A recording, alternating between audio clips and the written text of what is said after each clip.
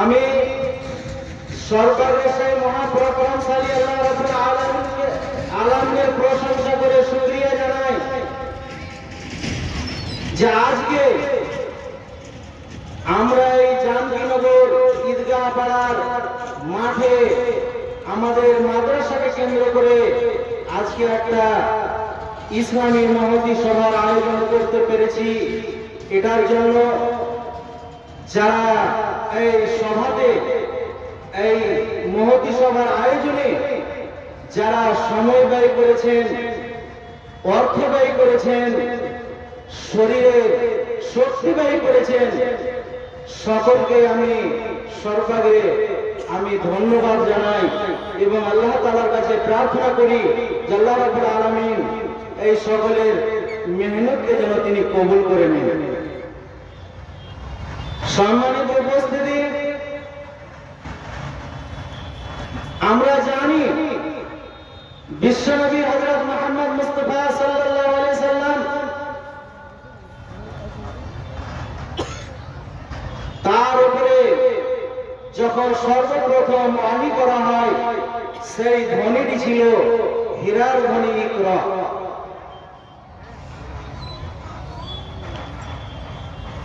আল্লাহ রাব্বুল আলামিন সর্বপ্রথম যে ওহীটি অবতরণ করেছিলেন সেই অবতরণের ধারাটা প্রথম যে শব্দটা ছিল সেটা ছিল ইকরা, অর্থাৎ পড়ো। এই আয়াতের ব্যাখ্যা যদি করা যায় অনেক ব্যাখ্যা হবে। আমরা জানি আমাদেরকে শরীয়তের শেষ ঐশী গ্রন্থ আল কোরআন আল্লাহ রাব্বুল আলামিন দিয়েছেন। 30 পারা কোরআন মাজিদের মধ্যে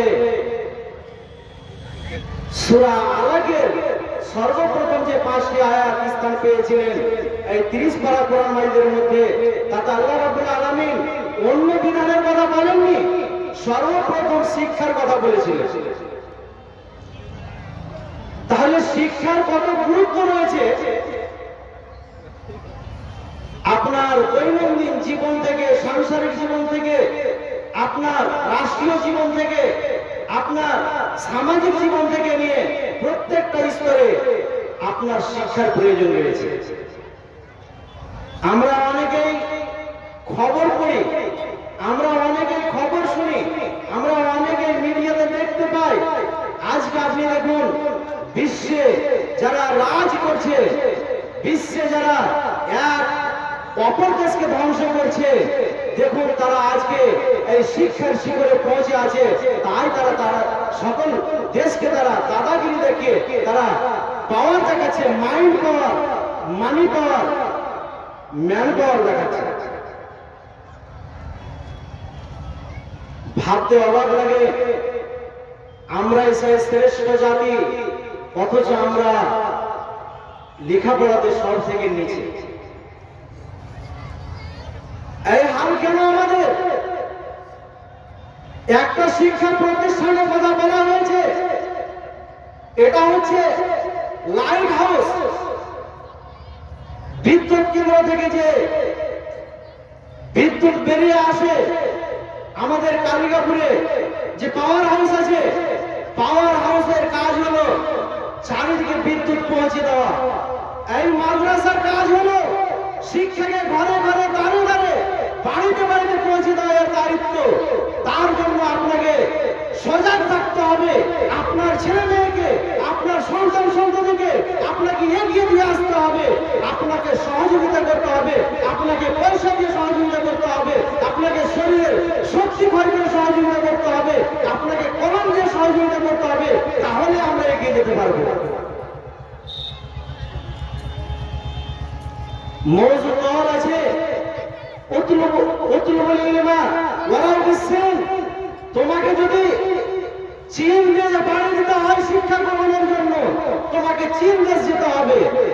আমরা বাড়ির দরজাতে শিক্ষা প্রতিষ্ঠান পেয়েছি, আমরা বাড়ির দরজাতে আমরা বিদ্যালয় পেয়েছি, আমরা বাড়ির দরজাতে মাদ্রাসা পেয়েছি, আর আমরা আমাদের ছেলে মেয়েদেরকে সেই মাদ্রাসাতে আমরা পাঠাতে পারছি না। আপনি কি পিতা মাতা হিসাবে আপনার দায়িত্ব পালন করছেন? না, মোটেও করছেন না।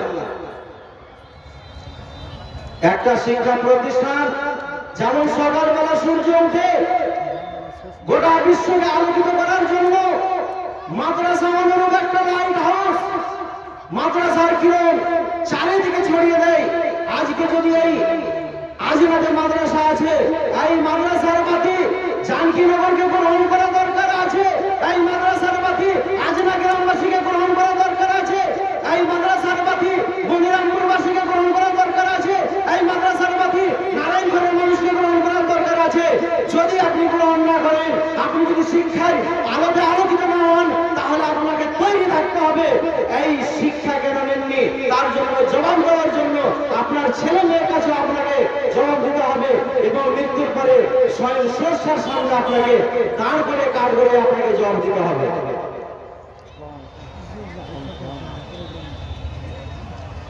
মর্যাদা আছে, বলা হয়েছে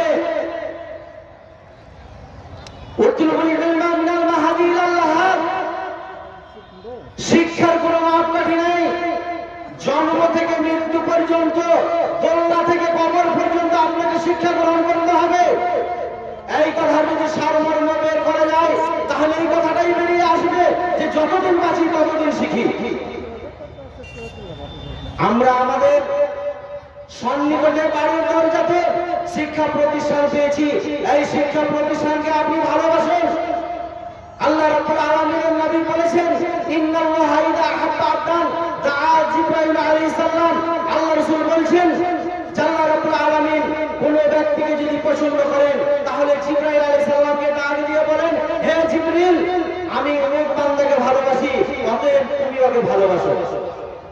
স্বয়ং স্রষ্টা আরশে মুআল্লাকা থেকে জিবরিল আমিনকে ডেকে বলেন যে আমি জানকীনগরের অমুক বান্দাকে ভালোবাসি, আমি মাঠপাড়ার অমুক বান্দাকে ভালোবাসি, আমি আজিনার অমুক বান্দাকে ভালোবাসি।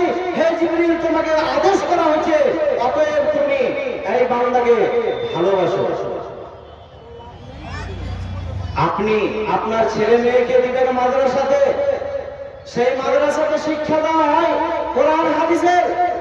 যেই কোরআন যার ভিতরে থাকে তার মূল্য বৃদ্ধি পেয়ে যায়। যদি একটা মানুষের পেটে থাকে, সে যদি হাফেজ হয়, তার শির বৃদ্ধি হয়ে যায়, তার সম্মানকে বাড়িয়ে দেন। যদি একটা কোরআন টেবিলে রেখে দেওয়া হয়, সেই টেবিলের মর্যাদা বেড়ে যায়। একটা কোরআন মাজিদ যদি একটা বাড়িতে রেখে দেওয়া হয়, সেই বাড়ির মর্যাদা বেড়ে যায়। আর আমরা আমাদের ছেলে মেয়েকে আমাদের বাড়ির সামনে, দরজার সামনে এত বড় শিক্ষা প্রতিষ্ঠান পেয়ে আমরা সেই শিক্ষা নিতে পারছি না। অতএব আমি এই অঞ্চলের বিশেষ করে জানকীনগর, আজিনা নগর, মনিরামপুর, নারায়ণপুর এই সমস্ত গ্রামবাসীর কাছে আহ্বান রাখবো এবং এটা আমার বিশেষভাবে আবেদন থাকবে, আপনারা এই মাদ্রাসাতে, আপনাদেরই গড়া মাদ্রাসা, আপনারা আপনাদের মাদ্রাসাতে আপনাদের ছেলেদের জীবন তৈরি করবেন। এই ছেলেটা ভবিষ্যতের উত্তম একটা নাগরিক হবে, উত্তম একটা সমাজসেবী হবে, উত্তম একটা দেশের শাসক হবে। আপনি আপনার ছেলে মেয়েকে সেই জায়গাতে যদি না দেন, তাহলে আপনি ঝাঁটা খাবেন না তো কি? আপনাকে ফুল দিয়ে আপনাকে কি স্বাগত জানাবে? না। যে ছেলের মধ্যে, যে মেয়ের মধ্যে শিক্ষার বাতি থাকবে না, আলো থাকবে না, জ্যোতি থাকবে না, সে ভালো মন্দ পার্থক্য বুঝতে পারবে না। বাবাকে গালি দিলে কি হয় সে জানে না, মায়ের অসম্মান করলে সে কি জানে না, প্রতিবেশীর সঙ্গে খারাপ ব্যবহার করলে সে জানে না, তাহলে আপনার সঙ্গে কি ব্যবহার করবে? আমরা দেখতে পাই প্রতিদিন সকালবেলাতে বাচ্চা বাচ্চা ছেলে মেয়েদেরকে তাদেরকে আমরা কাচরা গোড়াতে পাঠিয়ে দিচ্ছি, তাদেরকে আমরা কাজে পাঠিয়ে দিচ্ছি, তাদেরকে আমরা বিড়ির কাজে এমন ভাবে নিযুক্ত করে দিচ্ছি যে তার পঠন পাঠন নিয়ে আমরা কোনোদিন ভাবি না। একটা ছেলে মেয়েকে মানুষ করলে সময় লাগবে, মেহনত লাগবে। আপনি আপনার জমিতে ফসল করলে আপনাকে সেচ দিতে হবে, জোড়া মাটি দিতে হবে, নিড়ান দিতে হবে, তবেই আপনার সেই জমি ফসল উৎপন্ন করার পরিস্থিতি তৈরি করবে, তাহলে আপনি নির্দিষ্ট সময়ে গিয়ে আপনি ফসল কাটতে পারবেন। একটি নারকেল গাছ আপনি যদি মানুষ করেন, আপনাকে 5 বছর ধরে 3 বছর ধরে আপনাকে পানি দিয়ে জোড়া মাটি দিয়ে যত্ন করে মানুষ করতে হবে। তাহলে আপনি যে পানি দিয়েছেন, আপনি যতদিন বাঁচবেন সেই গাছ আপনাকে পানি দিবে, আপনাকে নারকেল দিবে। সেই রূপ আপনার ছেলে মেয়েকে আপনি যেভাবে তাকে মানুষ করবেন, আপনি তার পিছনে 5 বছর নয়, 10 বছর নয়, 15 বছর আপনাকে মেহনত করতে হবে। আপনার ছেলেটাকে সুযোগ্য সন্তান তৈরি করতে হবে, সুযোগ্য নাগরিক তৈরি করতে হবে। তাহলে আপনার মুখে হাসি ফুটবে, সমাজের মুখে হাসি ফুটবে, গ্রামের মুখে হাসি ফুটবে। তাহলে আমরা আমাদের এলাকাতে আমাদের সার্থকতা পূরণ হবে যে আমরা আমাদের এলাকায় মাদ্রাসা তৈরি করে আজকে আমরা সার্থক। অতএব আমি আমার বক্তব্যকে দীর্ঘায়ু করছি না, আমি খুব সংক্ষেপে কয়েকটি কথা এই জন্য বলতে চাইলাম যে আমরা আমাদের বাড়ির পাশে মাদ্রাসা রেখেও আমরা মাদ্রাসাতে ছেলে মেয়ে দিতে পারছি না। আমরা আমাদের মাদ্রাসার পাশে পেয়েও আমরা সহযোগিতার হাত বাড়িয়ে দিতে পারছি না। আমরা আমাদের পাশে মাদ্রাসা পেয়েও আমরা মাদ্রাসাতে মেহনত দিতে পারছি না। যদি আল্লাহ রাব্বুল আলামিন আপনাকে কিয়ামতের কাঠগড়ায় যদি জিজ্ঞাসা করে যে হে আব্দুল্লাহ, তোমার বাড়ির পাশের মাদ্রাসার ছাত্রদের সঙ্গে কি ব্যবহার করেছো, তোমার বাড়ির মাদ্রাসা তোমার বাড়ির পাশের মাদ্রাসাতে কতটা তুমি সময় ব্যয় করেছো, তোমার বাড়ির পাশের মাদ্রাসাতে কত অর্থ ব্যয় করেছো, আপনি উত্তর দিতে পারবেন তো? উত্তর দিতে পারবেন না। যখন উত্তর দিতে পারবেন না, তখন আপনার হিসাব কিতাব আপনি কি করবেন সেটা আমরা সবাই বুঝতে পারছি। আমরা প্রত্যেকেই বিবেকবান মানুষ। অতএব সকলের নিকট আমার করজোড়ে নিবেদন আবেদন বিনীত থাকছে, সকলেই মিলে ঐক্যের সুযোগে বন্ধনে বন্ধিত হয়ে সবাই ঘাড়ে ঘাড় মিলিয়ে একে অপরকে সহযোগিতা করে এই মাদ্রাসাটাকে আমরা কোনোদিনই ভাববো না যেটা সানাউল্লাহ সাহেবের মাদ্রাসা ছিল, আমরা কখনোই ভাববো না যেটা মুখলেসুর সাহেবের মাদ্রাসা ছিল। আমরা এটাই ভাববো এটা দ্বীনি মাদ্রাসা, এটা সকলের মাদ্রাসা, এতে সবার সম অধিকার রয়েছে, সবাইকে এগিয়ে আসতে হবে। লক্ষ্য আশা আমাদের মাঝে, লক্ষ্য আশা আমাদের মাঝে লুকিয়ে আছে সঞ্চরে, ঘুমিয়ে আছে শিশুর পিতা সব শিশুদের অন্তরে। আমরা আজকে যেমন পিতা হয়েছি, আমার ছেলে মেয়েরাও কালকে পিতা হবে, মা হবে। সেই রকম আমাদের লক্ষ্য আশা নিয়ে আমরা কি এগিয়ে যেতে হবে। মাদ্রাসার হামদর্দ তৈরি হতে হবে, মাদ্রাসাকে আপন সঙ্গী করে নিতে হবে, মসজিদকে আপন সঙ্গী করে নিতে হবে।